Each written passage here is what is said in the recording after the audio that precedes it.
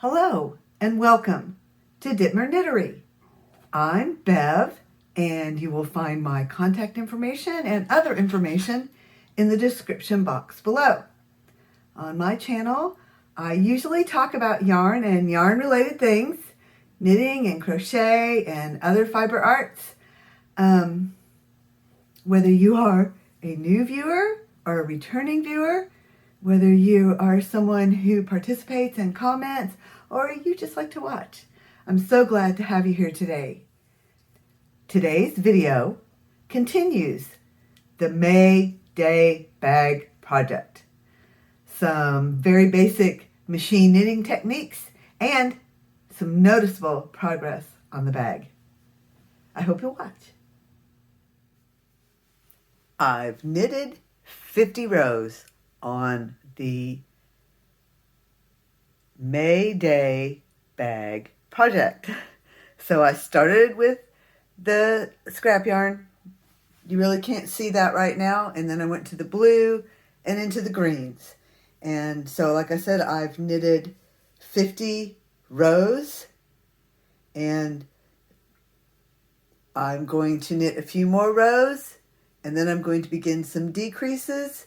And as I begin to decrease, that's the bottom of the bag, because this will be a strip that gets folded in half and sewn together at the sides. So I began at the top of one side. I'll go down to the bottom and make some decreases, which makes the bottom of the bag a little bit rounded.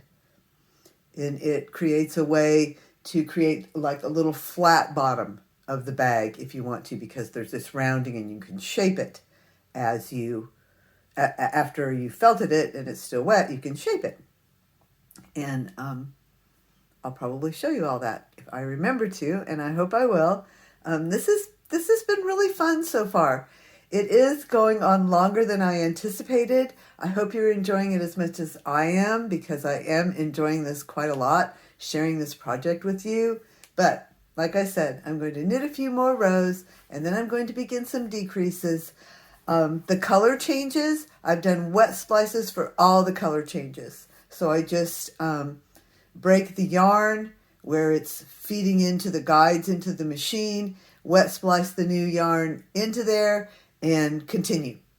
So I don't have any ends to weave in, and I've shown on at least 2 videos how you do a wet splice. And you do that with wool yarn, because when you wet it and rub the ends together, then it felts together and you get a good join. And you can then, like I said, change colors or join a new ball of yarn with the same color if you should need to do that. I have this camera angle here. I won't be able to see what I'm doing, but I'm going to sit down and knit a few rows and see how that looks. If it doesn't look good, I'll cut that part out.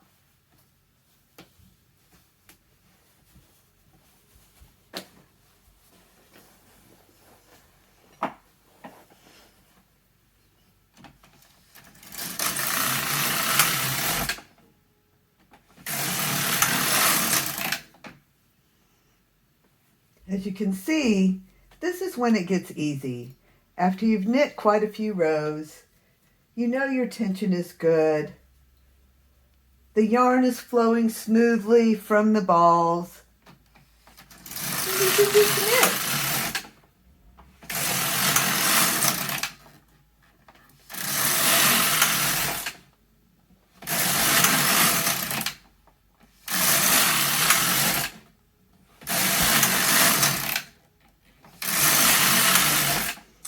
So this next row will be row 60.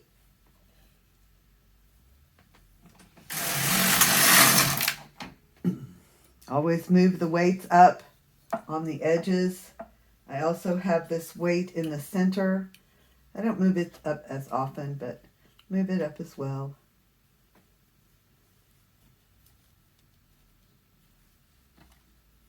Our knitted fabric so far.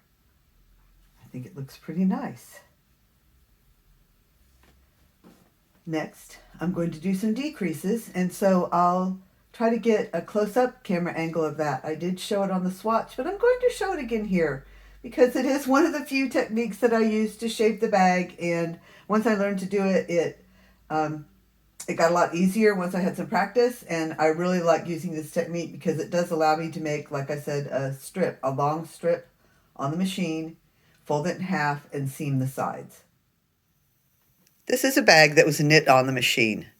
So it was knit in one long panel, and I folded it in half, and I seamed the sides, and I did the finishing around the top of the bag and the flap by hand. I created the strap on the bag, and I'll show you that. I created the pocket. You can tell it has a pocket because you can see the outline of where I sewed it on.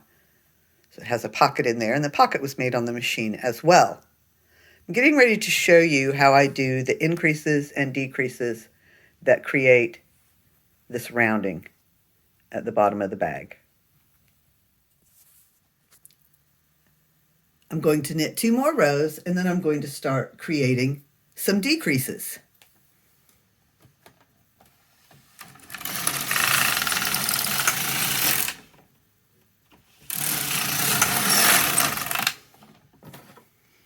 As with hand knitting, generally don't want to do your increases or decreases at the very edge. So just like hand knitting, that's how we're going to do it on the machine, is we're going to decrease the second stitch from the edge. And just like in hand knitting, generally, you decrease or increase every other row. So I'll decrease, and then I'll make 2 passes, and then I'll decrease again. And I'm going to decrease on this edge and over here on this edge that you can't see. I can't get the whole thing, the whole knitting bed, the whole needle bed in the shot to let you see it, but I will also change my camera angle so you can see decreases on the other edge, which it's a lot the same, but it's nice to see these things. So to decrease here, I'm going to hook my transfer tool onto these 2 needles and transfer those stitches onto the transfer tool. Move over 1 and get those stitches back on the needles. I'm sorry if my head's getting in the way, trying to see what I'm doing. So now I have decreased. I had a stitch on this needle, and I took it off, and I moved over. So now I have 2 stitches on this needle. And you'll see I am using only every other needle, as we discussed earlier. And now I've already decreased on the right-hand side. I've decreased on the left-hand side. So now, instead of 58 stitches across, I have 56 stitches across. And again, I'll make 2 passes so I can decrease every other row.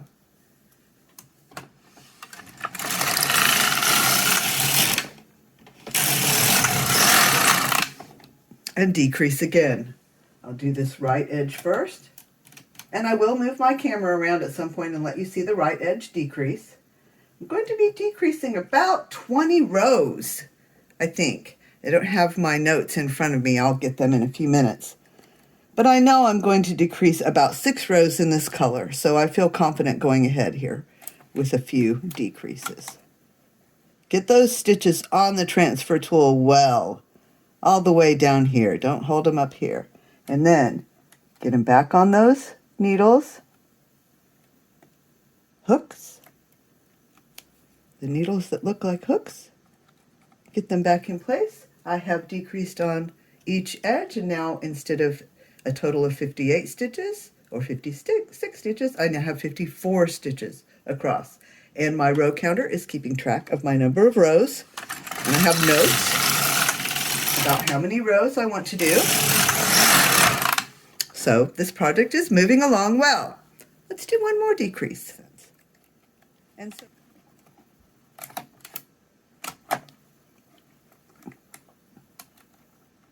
it's kind of like I said, like it similar to how it works in hand knitting. Now I think I need to look at my notes. I think I'm supposed to change colors. And again, I'll do that by a wet splice. And if I can get my camera set right, I'll show you that wet splice. I do need to change colors. I'm going to add this darker green and hold it with the brighter green I've been using. So I'm just going to break the yarn on one of these balls of the brighter green and set that ball aside. So here's the two ends I'm going to join. And I take each one of them, these are 2-ply yarns, and I'm going to split it and break off one of the ply on each end.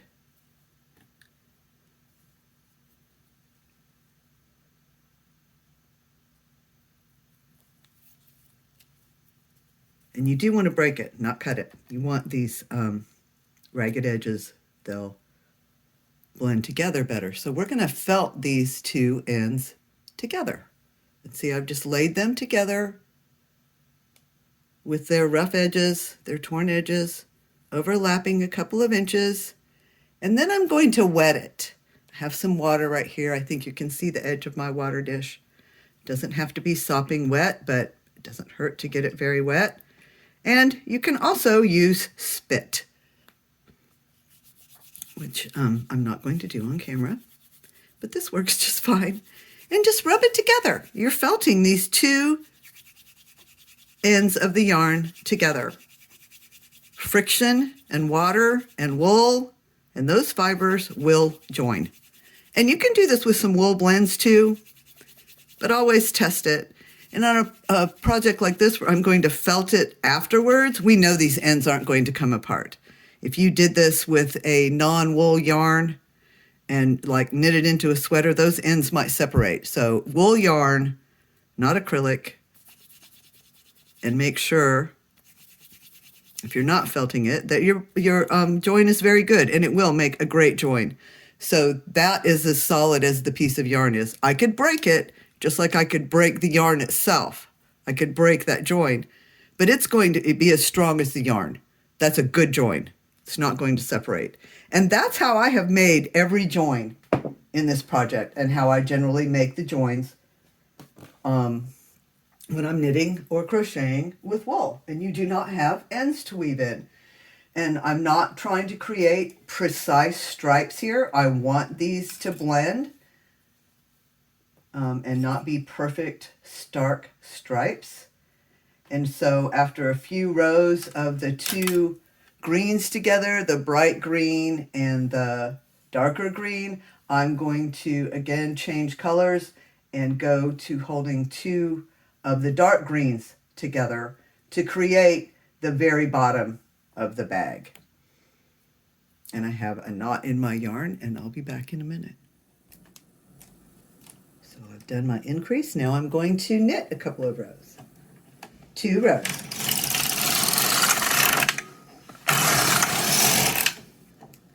And then it's time for another increase. And it's important that you always move your weights up on your work so that it's holding near the needle bed, your weight. And as you're increasing, you want to make extra sure of that because you're creating a wider fabric, and you want to make sure the weight is at the edge of those fabric, is at the edge of that fabric. You know what I mean.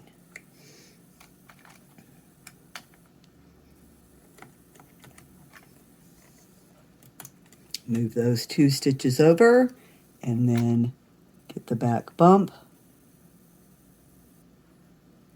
and move it on to, I don't think I have the back bump. There we go. Now I actually have the back bump. Okay. Over to there. And the same on the other edge over here. And again, we're just doing some very simple machine knitting and showing how to do increases at the edges of the work. And so after I do the number of increase rows that I want to, then I will work straight for a while. I'll be back to my total stitches of, I believe, 58, and I will work straight for a while, the same number of rows that I did on the other side of the bag, and then I will take the work off the machine and do some handwork. So I will continue the increases, and then I will work, and then when I get ready to take it off the machine, I'll be back with you. Before I continue completing the knitting of the bag, I want to show you the increases from this edge. We showed them on the right edge, and now I want to show them on the left edge. Again, the same thing. I'm just going to move the stitches, 2 stitches, onto my transfer tool, move them over a space, move them over 1 needle, and then put them back on those needles. And I have successfully moved 2 stitches over, and now I'm going to get the back bump on this stitch that I moved and put it on that needle. So I have increased on that edge, and I'll do that on the other edge. I don't want to forget to do that because I am increasing evenly. And I mentioned this at the beginning, but I think you can see, and I hope you're not confused by, that I am using every other needle on the needle bed. And so when I say move over 1, I'm moving over 1 needle. Knit the 2 rows after the increases.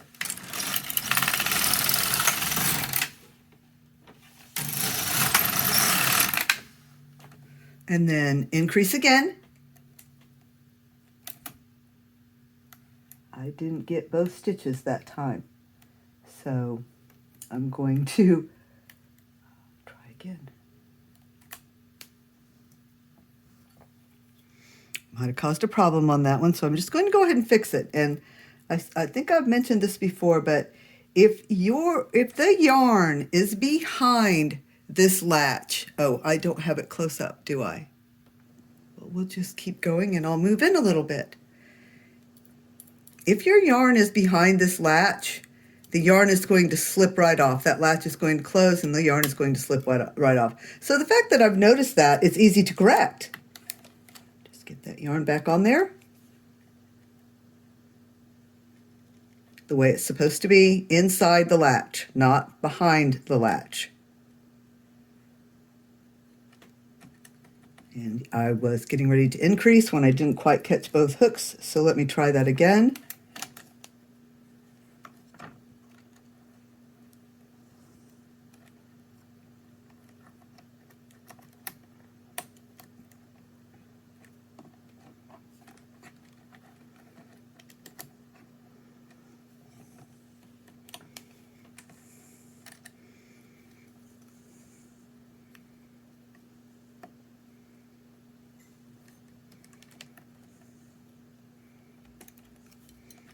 And there, we've increased there, and I can tell I haven't increased at the other edge because of my number of stitches.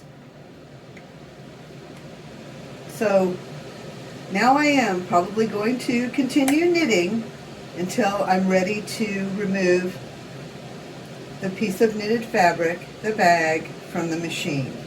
And my air conditioner has come on and is making a racket, so this is a good place to pause for now.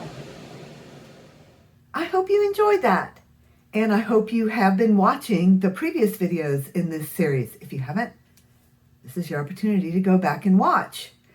I hope you'll come back soon, or, like I just mentioned, you could stay around and watch some more videos right now. In the next video, which will probably be next week, I'm going to talk about some planning and guessing involved in making a bag on the machine.